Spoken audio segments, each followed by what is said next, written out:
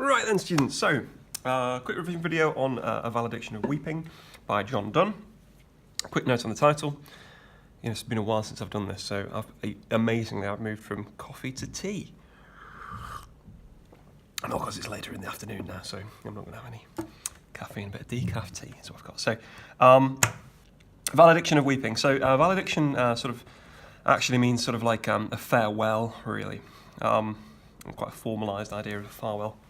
So a farewell of weeping. So it's not necessarily farewell to weeping, although that does come through as an idea. It's more sort of like a weepy farewell, if you like. So the of weeping sort of modifies the farewell. So it's like a parting, and the whole poem is really about loss. That's a really big part of it, and about love, and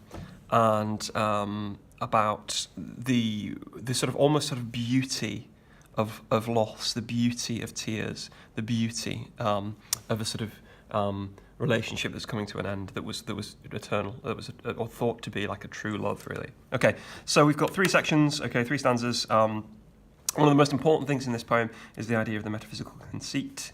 Metaphysical conceit, or in fact just the conceit is probably, the larger set, just the conceit. So things being linked to each other, like an analogy, something's a bit like something else. So let's go through. Let me pour forth my tears before thy face while I stay here. So once again we have the passive female, passive female participant. Okay. My tears before thy face. So it's very direct. Whilst I stay here. Once more we have this sort of conversational tone. The register's not particularly high.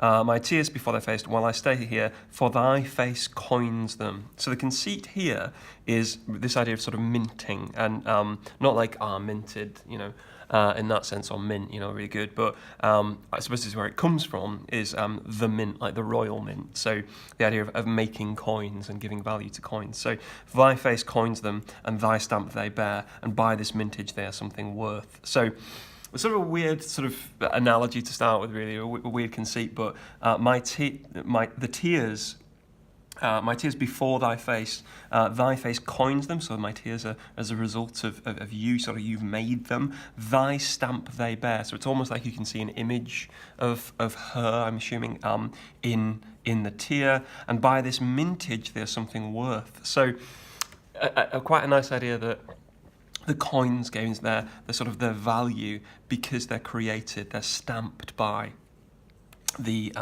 face of his loved one. So it does start with this view of sort of true love, really, and a real sense of idolization of the female. For thus they be pregnant of thee. So there's like the whole thing's like an extended analogy, really, extended metaphor. It's not just like my tears are like coins, it's that they're coins that you've made, and they've got your face on them, and they bear your stamp, and they're worth something because of that, and they're sort of pregnant of thee in a real world. So they're sort of like they've got you in them, or made pregnant by you, or they're in some way sort of inhabited by you. Fruits of much grief they are, emblems of more, when a tear falls, that thou falls which it bore, so that were thou and I are nothing then, when on a diverse shore. So it really develops this metaphor of the tears, really explores that conceit. Fruits of much grief they are, so they're created through grief, but they're emblems of more. So the tone is very, very different from, say, a woman's constancy. It's very, very different from Go and Catch a Falling Star. The tone is not that women are fickle, it's not that women are bad, even though they're parting. The tone is respectful and mournful in a lot of ways. Okay, I'm crying, but the tear falls, that thou falls, which it bore, so thou and I are nothing then when on a diverse shore. So, like being separate means in some sense that you are nothing. So we've got this eternal idea of love, of being mixed equally, coming together. It makes love transcendent, but there's also now in its parting, there's a beauty to that love when it ends in some way, or that their love is left forever, but they have to be apart. They're going to be left apart from each other. Okay, and then a complete change in the second stanza. It's just like, here's a new conceit. On a round ball, a workman that hath copies by can lay in Europe, Africa, and in Asia, and quickly make that which was nothing all. So once again, look at the language. It's pretty conversational, pretty monosyllabic, pretty straightforward. The lines are short and simple. But the idea, the concept is so interesting. This is literally a discussion about cartography and globe making. Globe making is what we're talking about here. So contextually, you can link this to the development of cartography, the development of exploration. This comes through in other Donne poems. You can link it to an emergent scientific understanding, the fact they know that the Earth is a sphere.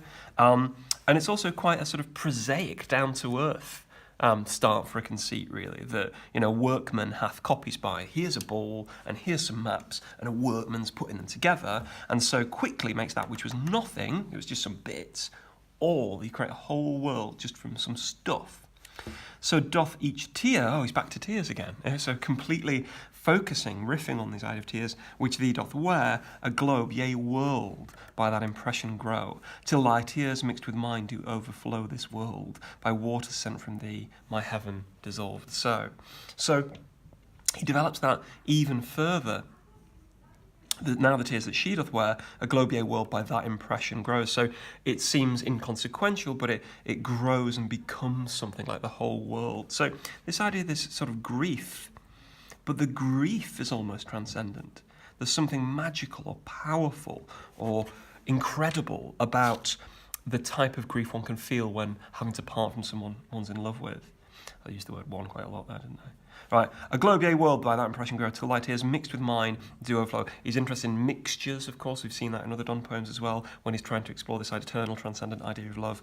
This world, who overflow this world, and a little bit of enjambment flowing on there, who overflow this world, by water sent from thee, my heaven dissolved so.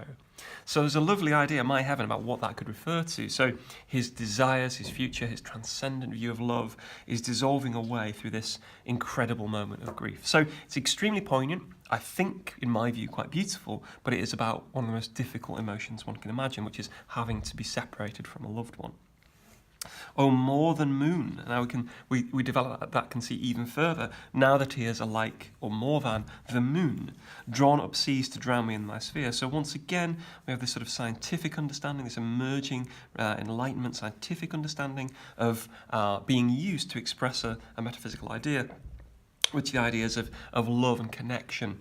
More than moon, drawn up at seas to drown me in thy sphere. Weep me not dead in thine arms, but forbear to teach the sea what it may do too soon. Let not the wind example find to do me more harm than it purposeth. So there's a lot going on there, but weep me not dead in thine arms. So we could say it's very hyperbolic. So one of the things you could do is contrast the tone here in terms of like the tenor, which is like not ironic at all. It's really, really hyperbolic and very, very meaningful and poignant in tone. Weep me not dead in thine arms, but forbear to teach the sea what it may do too soon. So don't teach the sea what it may do too soon. So try to stop this in some way. Let not the wind example find to do me more harm than it purposeth. Since thou and I sigh one another's breath, whoever sighs most is cruelest and hastes the other's death. So this sighing, the wind, there's a link between the sighs, that they're these sort of cries of pain and anguish in having to part, their breaths that they've had with one another. Let not be like that, like a tempestuous wind, a dangerous wind, and do more harm than it should. This idea, whoever sighs most is cruelest and hastes the other's death. So we're really, again, quite hyperbolic in tone. And this idea that the grief is in some way cruel, that the love they have for another, the sighs that they're committing are cruel because of the strength of their love. So it's very, very strong. It's a very, very powerful poem. Some of the things you can do in terms of the lyrics, obviously, again, structurally, we've got the passive female participant. There's lots you can do with the context, the links to scientific emerging understandings. But there's also quite a lot in terms of the length of those lines as well, so the structure. So forth, here bear worth be thee more bore sure. So pour forth my tears before thy face. Here and bear possibly a rhyme there. Worth and fourth. So we're starting with this quatrain, smaller lines B, pregnant of V, little couplet, then back to longer lines, fruits of mischief they are, emblems of more, and as here falls, those who bore, and then sort of short, ending with a triplet, and we have the same here. So we've got A, B, sort of B, A, change the length of the lines, C, C, and then a D, D, D. So not necessarily uniform, and certainly not in length of line or structure of those lines, but there is, as always in Donne, some sense of rhyme scheme, and we have a quatrain, a little couplet, and a what do you call them? A triplet, yeah. Okay, so that might matter, mightn't it? In a poem which is about the grief and parting, that you have an unusual rhyme scheme, that it's discordant in some sort of way. Okay, I think that's probably about us. Very, very important poem. If you get something else that opens up the idea of the metaphysical conceit, or the idea of linking something physical with metaphysical, or essentially just analogies in metaphysical poem, this is a really good one to try. It's also good for tone as well, because this is not ironic. I really don't think there's a cynicism in here that we see or certainly not a humorous tone that we see in other Donne poems. Okay.